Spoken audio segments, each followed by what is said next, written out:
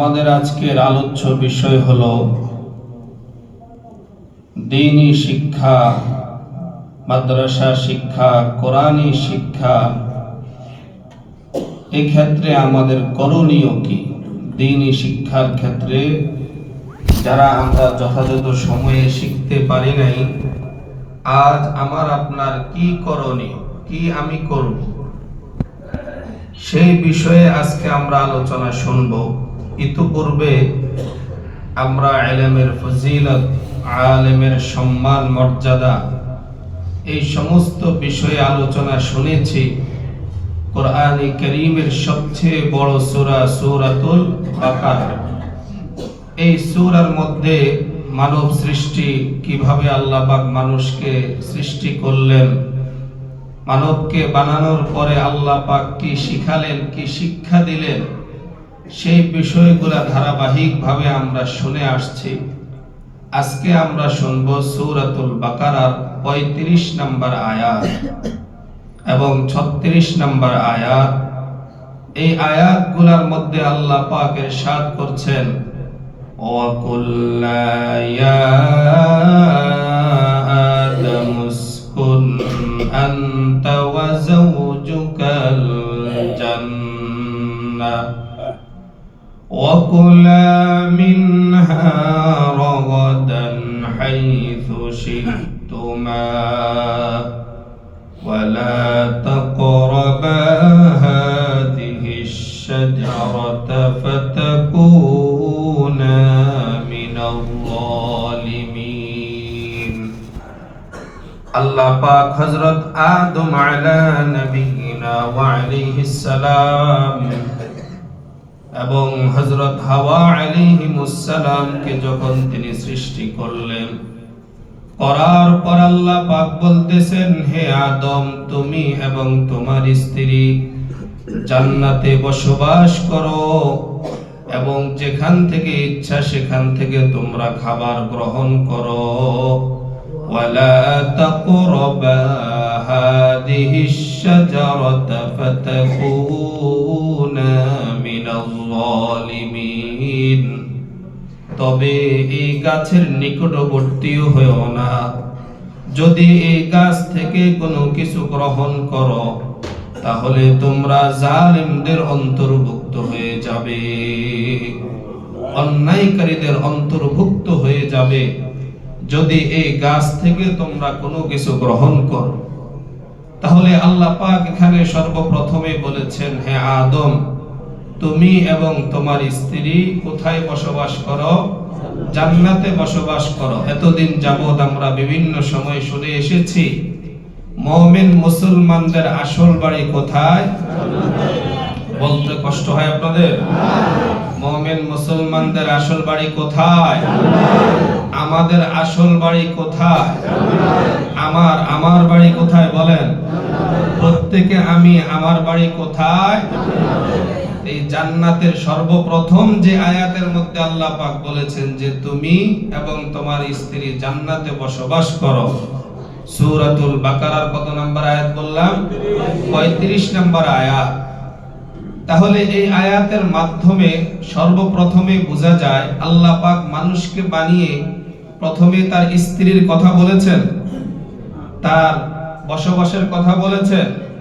সর্বপ্রথমে তিনি ৩১ নম্বর আয়াতের মধ্যে তার শিক্ষার কথা বলেছেন, তার ইলমের কথা বলেছেন, কিভাবে সে শিক্ষা অর্জন করবে। সেই শিক্ষা অর্জন করার পরে ফেরেশতাদের সামনে পরীক্ষার সম্মুখীন হয়েছেন। পরীক্ষা দেওয়ার পরে তাকে পুরস্কৃত করা হয়েছে, সম্মান দেওয়া হয়েছে। এরপরে ৩৫ নম্বর আয়াতে এসে তার স্ত্রীর কথা বলা হয়েছে এবং বসবাসের কথা বলা হয়েছে। তাহলে আপনারা বুঝে থাকলে বলেন দেখি, মানুষের জ্ঞান অর্জন, ইলম অর্জন এটা আগে না তার বসবাসের জায়গা ঠিক করা এটা আগে? ইলম অর্জন, জ্ঞান অর্জন এটা হলো তার জরুরি বিষয়। বিবাহ শাদী আগে না জ্ঞান অর্জন আগে?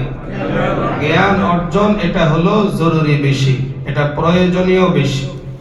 এর আগের দ্বারা উদ্দেশ্য হলো যে এটার প্রতি আমাদের গুরুত্ব বেশি দিতে হবে। বসবাস, থাকা, খাওয়া, এটার প্রতি যেরকম আমাদের খুব আগ্রহ, তার চেয়েও বেশি আমার চিন্তা করা উচিত যে আমার 40 বছর বয়স হয়ে গেল, আমি যে একজন মুসলমান, দ্বীনি ইলম কি আমার জানা আছে? আমার যতটুকু জ্ঞান দরকার অতটুকু জ্ঞান কি আমার অর্জন হয়েছে? এই চিন্তাটা আসার দরকার কিনা ভাই? এই কারণে এই উম্মতের উপরে আল্লাহ পাকের পক্ষ থেকে সর্বপ্রথম যে আয়াত নাজিল হয়েছিল, আয়াতটা কি বলেন দেখি? ইকরা বিসমি রাব্বিকাল্লাযী খালাক। সর্বপ্রথমে আল্লাহ পাক যে শব্দটা নাজিল করেছেন সেই শব্দটা কি? ইকরা। অর্থ কি? খাও দাও ফুর্তি করো, বিবাহ শাদী করো, বাসা বানাও, অ্যাপার্টমেন্টের 10 জনে মিলে চিন্তা ভাবনা করো, এই কথা বলা হয়েছে। এমন কি দেখা যায় ভিতরগত যেগুলো মৌলিক প্রয়োজন, যে উসজুদ সিজদা করো, উবুদ ইবাদত করো, ইরকা রুকু করো, এই জাতীয় কথাও তো বলা হয় না। কি বলা হয়েছে? ইকরা বিসমি রাব্বিকাল্লাযী খালাক। পড়ো পড়ো তোমার সেই রবের নামে যিনি তোমাকে সৃষ্টি করেছেন। অতএব বোঝা যায় এই উম্মত, এই জাতি, তারা হবে হলো পড়নেওয়ালা, তারা শিক্ষা দীক্ষার অর্জনকারী হবে, শিক্ষা থেকে তারা দূরে নয়। জন্য আরবিতে বলা হয় এই উম্মতকে উম্মতে ইকরা। এই উম্মত হলো পাঠক জাতি, পড়নেওয়ালা জাতি। পড়াশোনার থেকে দূরে থাকা নয়, বরং পড়াশোনা কি থাকতে হবে? কাছে থাকতে হবে, নিকটে থাকতে হবে। আজ সমাজের যত সমস্যা, এই সমস্যার অন্যতম তার কারণ হলো অজ্ঞতা এবং মূর্খতা। কি বলেন, ঠিক কি ঠিক না? যদি আমরা ইতিহাসের মধ্যে খুঁজে থাকি, স্বয়ং নবী করিম সাল্লাল্লাহু আলাইহি ওয়াসাল্লামের জামানায় হুজুরকে যে তারা গ্রহণ করে নাই, নবীজির যে তারা বিরোধিতা করেছে, তার মূল কারণ কি ছিল? মূর্খতা। তার মূল কারণ কি ছিল? সামাজিক কিছু কুসংস্কার। তার মূল কারণ কি ছিল? পারিবারিক কিছু কুসংস্কার। তার মূল কারণ কি ছিল? রাষ্ট্রীয় কিছু অন্যায় নীতি। কি বলেন, ঠিক কি ঠিক না? যেই নীতিগুলো থাকার কারণে কোনো কোনো পরিবার ধ্বংস হয়ে যাচ্ছে শুধুমাত্র পারিবারিক কিছু কুসংস্কারের কারণে। একমত না আপনারা? জোরে কথা বলেন, একমত কিনা? আজ সামাজিক ভাবে দেখা যায় যে যে সমস্যায় পড়ে, সে যদি গরিব মানুষ হয়, তার যদি কোনো ক্ষমতা না থাকে, সবাই মিলে আবার তার উপরে জুলুম করে। কি বলেন, ঠিক কি ঠিক না? সেই আবার জুলুমের শিকার হয়। যে অন্যায় করে, অন্যায়কারী পার পেয়ে যায় শুধুমাত্র কিছু অন্যায় নীতি থাকার কারণে, কিছু কুসংস্কার থাকার কারণে। যথাযথ বিচার, যথাযথ সম্মান যেভাবে পাওয়ার দরকার, হযরত মুহাম্মদুর রাসূলুল্লাহ সাল্লাল্লাহু আলাইহি ওয়াসাল্লাম তিনি আগমনই করেছেন এই অন্ধকারগুলোকে দূর করার জন্য। আগমনই করেছেন অন্ধকারকে দূর করার জন্য। কারণ জ্ঞান আসলে তখন মূর্খতা স্বাভাবিকভাবে দূর হয়ে যাবে। আল্লাহ সুবহানাহু ওয়া তাআলা কোরআনে কারীমের মধ্যে ইরশাদ করেন, কিতাবুন আনজালনাহু ইলাইকা লিতুখরিজান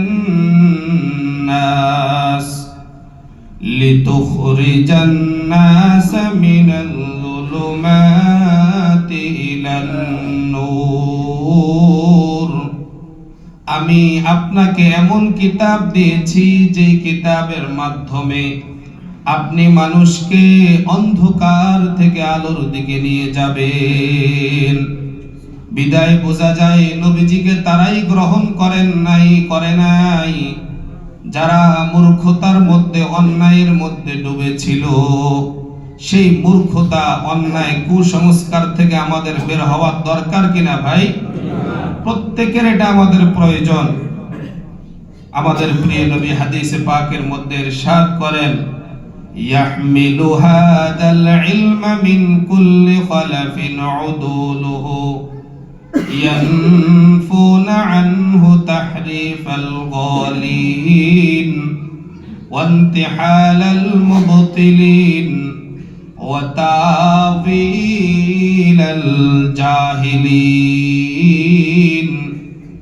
এই ইলম, এই জ্ঞান প্রত্যেক জামানায়, প্রত্যেক পরবর্তী জামানার এমন ব্যক্তিরাই গ্রহণ করবে যারা হবে ন্যায়নিষ্ঠ, যারা হবে আস্থাভাজন মানুষ, যাদের উপরে আস্থা রাখবে। এই জ্ঞান অর্জন করে সে আলেমরা কি কাজ করবে? ইয়ানফুনা আনহু তাহরিফাল গালিন, সেই আলেমরা কাজ করবে যারা সমাজের মধ্যে সীমা লঙ্ঘন করবে, ওই সীমা লঙ্ঘনকারীদের বাড়াবাড়ি থেকে মানুষকে মুক্ত করবে। ওয়ান্তিহালাল মুবতিলিন, যারা বিভ্রান্তকারী, ওই বিভ্রান্তকারীদের মিথ্যাচার থেকে সমাজকে মুক্ত করবে। ওয়াতাবিলাল জাহিলিন, মূর্খদের অপব্যাখ্যা থেকে মানুষকে হেফাজত করবে। তাহলে বোঝা যায় সমাজের রন্ধ্রে রন্ধ্রে যে তিনটা অন্যায় লুকিয়ে আছে, নবীজি হাদিসের মধ্যে বলেছেন, এক নাম্বার হলো কিছু সীমা লঙ্ঘনকারী থাকবে। আছে কিনা বলেন দেখি? কিছু সীমা লঙ্ঘনকারী থাকবে, যে সীমা লঙ্ঘনকারীদের কারণে সমাজের মধ্যে ভালো কাজের মধ্যেও কিছু অন্যায় তৈরি হবে। তারা বিকৃতি করবে, বিশেষত দ্বীনের ব্যাপারে মানুষের সামনে ভিন্ন মতামত উপস্থাপন করে বিভিন্ন রকমের ঝগড়া বিবাদে মানুষদেরকে লিপ্ত করা। তাহরিফাল গালিন, সীমা লঙ্ঘনকারীদের সেই বিকৃতি থেকে উলামায়ে কেরামের দায়িত্ব হলো সমাজকে ঠিক রাখা। দ্বিতীয় অন্যায় কাজ হলো ইন্তিহালাল মুবতিলিন, কিছু বিভ্রান্তকারীরা বিভিন্ন ফেরকায় উপনীত হয়ে কিছু মিথ্যাচার করে মানুষকে ধোঁকার মধ্যে ফেলবে, ওই ধোঁকা থেকেও মানুষকে মুক্ত করতে হবে। ওয়াতাবিলাল জাহিলিন, মূর্খ তৈরি হবে, যেই বিষয়ে তার জানা নাই সেই বিষয়ে সে কথা বলবে। কি বলেন ভাই, ঠিক কি ঠিক না?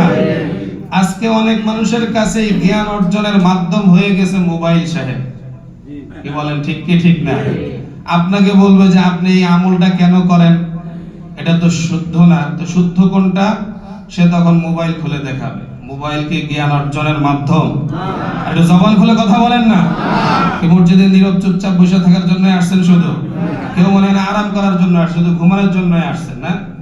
কষ্ট পান আমার কথায় মুরব্বীরা, সেটা আওয়াজ দেন। আমাদের শিক্ষার জায়গা, শিখতে হলে কথা বলতে হয়, শিখতে হলে কি করতে হয়? যারা ভালো ছাত্র, শিক্ষকের দিকে মনোযোগ তার থাকে, কি বলে হা না বলতে হয়। কি বলতে হয়? আর আপনি শিক্ষা বাদ দেন, গল্প বললে তো গল্পের যারা শ্রোতা, যে গল্প বলে হা না না বলে সে মজা পায় বলে, জোরে বলেন না, মজা পায়? তাহলে মোবাইল এটাকে জ্ঞান অর্জনের মাধ্যম? তাহলে যে বুখারী শরীফের হাদিস, তো ভালো বুখারী শরীফ দেখান, তো বুখারী শরীফ কি মোবাইল সাহেব? মোবাইল বুখারী শরীফ যদি আপনাকে দেখাইতে হয়, ডাইরেক্ট আপনি কিতাব দেখান। কি দেখাইতে হবে? কিতাব দেখান, কিতাব পড়ে আপনি দেখান, কারণ এখানে তো ভুলও আসতে পারে। ছাপার পরেই যেখানে ভুল আসতে পারে, সেই ভুলটাও তো ধরতে পারবে। একটা কিতাব ছাপানোর উপরও কি ভুল হইতে পারে না?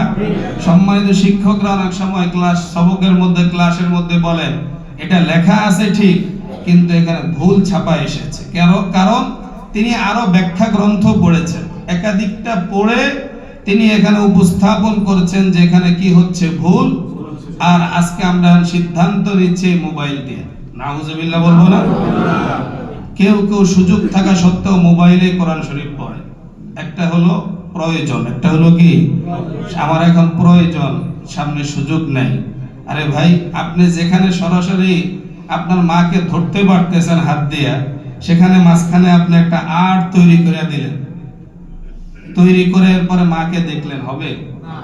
যেখানে আপনি আল্লাহর কালাম পৃষ্ঠা উল্টাইতে পারতেছেন, কত বড় সওয়াব, কত দামি জিনিস, তা না করে আপনি মোবাইল টিপতে থাকবেন, হবে?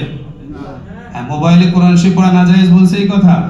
আপনি গাড়িতে আছেন, কোরআন শরীফ নাই, বা এমন জায়গায় বসেছেন সেখানে কোরআন শরীফ নাই, অথবা অল্প প্রয়োজন, একটু দেখার প্রয়োজন, দেখেন। কিন্তু আপনার সুযোগ আছে, আপনি সেখানেও কোরআন শরীফ আপনি আল্লাহর কালাম থেকে না পড়ে আপনি মোবাইল থেকে পড়তেছেন। এটা দেখাও তো সমস্যা।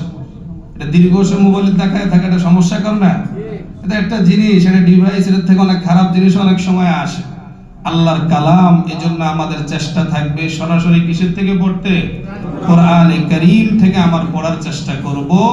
যদি সুযোগ না থাকে তাহলে আমি কম্পিউটার হোক, মোবাইল হোক, অন্য বিষয়ের গ্রহণ করতে পারবো, কিন্তু আমার সুযোগ আছে সরাসরি আল্লাহর কালাম দেখে দেখে কোরআন শরীফ থেকে পড়ার, আমার সুযোগ আছে হাদিস পড়ার, আমি সেটা বাদ দিয়ে মোবাইলকে অবলম্বন করা, এটা কি ঠিক হবে ভাই? এটা একটা চরম, এই জাতীয় যে অন্যায়গুলা আছে, আজ এই অন্যায়গুলার মাধ্যমে দেখা যায় ভালো কাজের মধ্যেও খারাপ তৈরি হইতেছে। কি বলি ভাই, ঠিক কি ঠিক না? ভালো কাজটাও আজকে নষ্ট হচ্ছে শুধু তার শিক্ষার সেই মাধ্যমটা ঠিক না থাকার কারণে।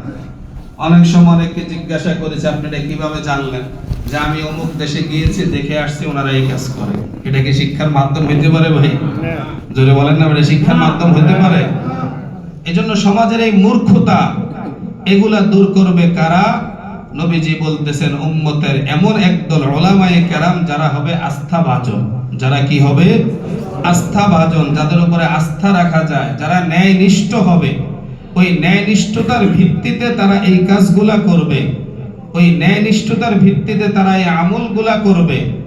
এজন্য আল্লাহ সুবহানাহু ওয়া তাআলা মানবকে সৃষ্টি করে বসবাসের প্রয়োজন, স্ত্রীর প্রয়োজন, অন্যান্য জিনিসের প্রয়োজন, কিন্তু সর্বপ্রথমেই বলেছেন ওয়া'আল্লামা আদামাল আসমাআ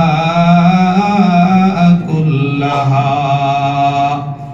এমনকি দীর্ঘ সময় যে উম্মতের কার্যক্রম চলবে, সবচেয়ে দামি উম্মত, সবচেয়ে দামি নবীজির উপর যেই কিতাব আল্লাহ পাক নাজিল করেছেন, ওই কিতাবের সর্বপ্রথম শব্দ হলো ইকরা। পড়ো পড়ো, জ্ঞান অর্জন করো। এই জ্ঞান অর্জন যখন হবে, ইলম যখন চলে আসবে, আল্লাহ পাক তখন বলেন ওয়া আদামুসকুন আনতা ওয়া যাওজুকাল জান্নাহ ওয়া কুলা মিনহা রাগাদান হাইথু শি'তুমা ওয়া লা তাকরাবা হাযিহিশ শাজারাতা ফাতাকুনা মিনাল যালিমিন। তুমি এবং তোমার স্ত্রী জান্নাতে বসবাস করো।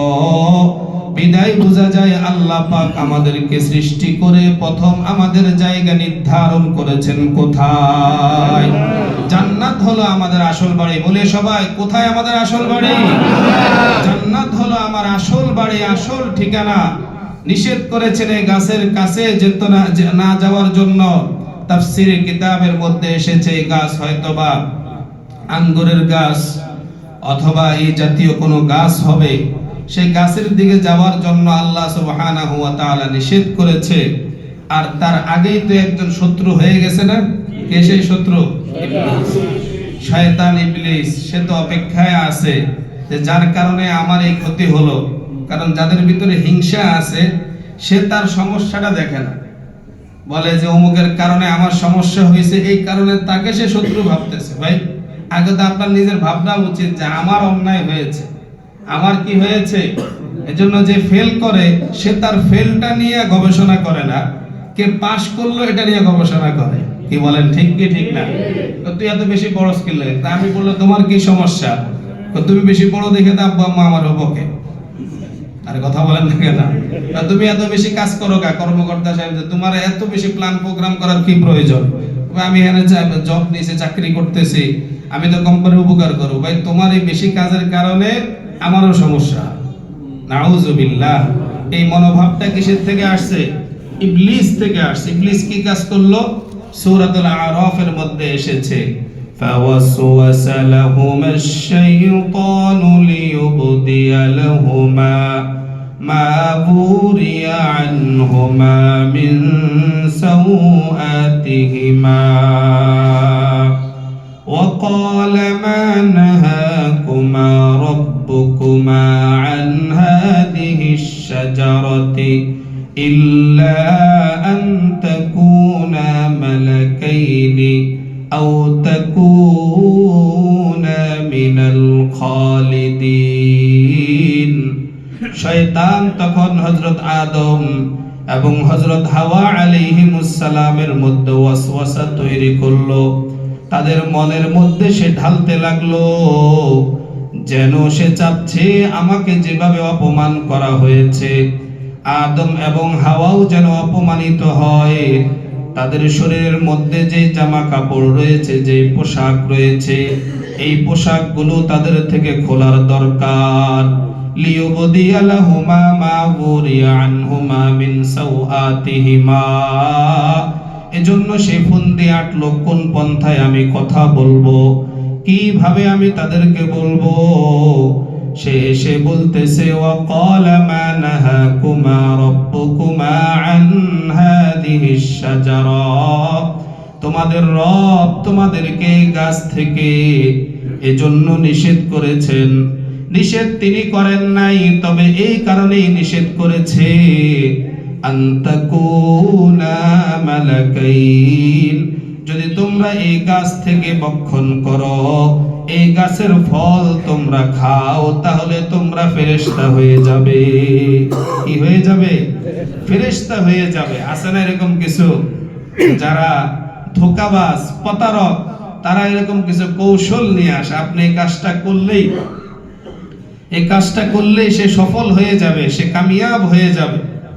শেখ সাদি রহমতুল্লাহি আলাইহি বলেন যে আমি ছোটকালে আমার মা আমাকে খুব দামি একটা আংটি হাতের মধ্যে দিয়েছেন। যখন আমি বাড়ির সামনে গেলাম, এক ধোঁকাবাজ আমার সামনে আসার পরে সে আমাকে একটু মিষ্টির পোটলা থেকে একটু মিষ্টি বের করে আমাকে খাওয়ালো। বললো, কেমন লাগে? মিষ্টি লাগে। এবার তোমার আংটিটা একটু চুষো। তা আংটিটা চুষতে দিয়েছে, আংটি এখন কেমন লাগে? তো ভালো লাগে না। তাহলে তোমার এই আংটিটা আমাকে দিয়ে দাও, আর আমার এই সুন্দর মজাদার মিষ্টিটা তুমি নিয়ে যাও। নাউজুবিল্লাহ বলবো না ভাই? সেও চাইতেছে ধোঁকা দেওয়ার জন্য, যে তোমরা যদি, তোমাদেরকে নিষেধ এই কারণেই করা হয়েছে, যদি ভক্ষণ করো তাহলে তোমরা কি হয়ে যাবে? ফেরেশতা হয়ে যাবে। আও তাকুনা মিনাল খালিদিন, অথবা তোমরা চিরস্থায়ীভাবে এখানে থাকবে, এই কারণে আল্লাহ পাক নিষেধ করেছেন। ওয়া কাসামাহুমা ইন্নী লাকুমা লামিনান নাসিহিন, এবং সে কসম খেয়ে বলল, অবশ্যই অবশ্যই আমি তোমাদের হিতাকাঙ্ক্ষী। আছে কি না এই স্বভাবের লোক? বলেন যে আমি অবশ্যই তোমাদের কি হিতাকাঙ্ক্ষী। দুই ভাই, মা বাবা, ভাই বোন, আপনজনকে নিয়ে সুন্দর খাচ্ছে, চলতেছে, সুন্দর একটা প্রতিষ্ঠান, মসজিদ, মাদ্রাসা, স্কুল, কলেজ, যাই হোক, সমাজ সুন্দরভাবে পরিচালিত হচ্ছে। কারোটা সহ্য হয় না। আছে কিনা বলেন দেখি? তুমি তো তোমার ভাইকে অনেক ভালো জানো, অনেক ভালো তুমি বুঝো, বিশেষত মা বোনদের, মহিলাদেরকে কথাগুলো খুব মনোযোগ সহকারে শুনতে হবে। অনেক সময় তারা দেখা যায় তখন ভাইয়ের কানে, স্বামীর কানে, অথবা তৃতীয় কোনো পক্ষ এসে তাকে বুঝায়, তুমি তো করতেছো বহু, কিন্তু তোমার নামে তো অমুক অমুক কথা বলা হয়। আছে কিনা বলেন দেখি? কোনো সমস্যা নাই, সুন্দরভাবে চলতেছে। তারপরও কিছু মানুষ সবসময় সমস্যা নিয়ে চিন্তা করে। এই মেজাজটা দূরে সরাইতে হবে কিনা? এটা শয়তানি মেজাজ। কি মেজাজ? কোথাও গেলে আপনি চান যে আমি কিভাবে দিব, আমার কি করণীয়, না, সেটা না করে আপনি চিন্তা করেন যে আমি এর কি দোষ ধরবো। আর জোরে বলেন না কেন? জোরে বলেন ঠিক কিনা? আমি কি দোষ ধরবো?